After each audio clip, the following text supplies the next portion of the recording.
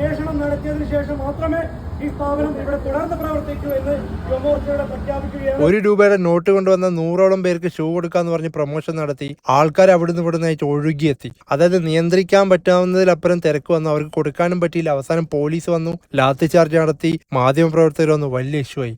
അപ്പം പറഞ്ഞു വന്നെന്താ, social media കൂടി നമ്മളൊരു പ്രൊമോഷനോ കാര്യങ്ങളോ നടത്തും, അത് കൃത്യമായ പ്ലാനിങ്ങിലൂടെ എക്സിക്യൂട്ട് ചെയ്യാൻ പറ്റുന്ന 100% ഉറപ്പായതിനു ശേഷം മാത്രം നടത്താം. ഇല്ല ഇതുപോലെ നല്ല 8ന്റെ പണി കിട്ടും. ഇതിലൂടെ ഇപ്പൊ ഏറ്റവും നല്ല പണി കിട്ടിയേക്കുന്നത് ഇതിന്റെ ഓണർക്ക് തന്നെയാണ്.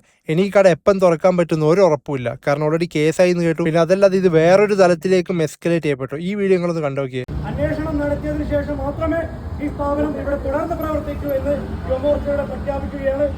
ഞങ്ങൾ 10 പ്രവർത്തകർ ഇവിടെ എത്തിയിട്ടുള്ളൂ. ഈ യുവമോർച്ചക്കാർ ഇതിൽ എന്തിനാ വന്നേന്നോ എന്തിനാ ഇടപെട്ടോന്ന് എനിക്ക് മനസ്സിലായിട്ടില്ല. അവരൊന്ന് കൊടിയും പിടിച്ച് എന്തൊക്കെ പറയുന്നുണ്ടായി. അപ്പൊ എന്തായാലും ഓണർ കിട്ടിയേക്കുന്ന 8ന്റെ പണിയാണ്. അപ്പോൾ ചെയ്യുന്നവരും ചെയ്യിപ്പിക്കുന്നവരൊക്കെ ഒന്ന് ശ്രദ്ധിച്ചും കണ്ടും പ്രൊമോഷനും കാര്യങ്ങളും ചെയ്യിക്കുക. ഇല്ല ഈ പരിപാടിക്ക് നിൽക്കാത്തവയ്ക്ക് നല്ലത്.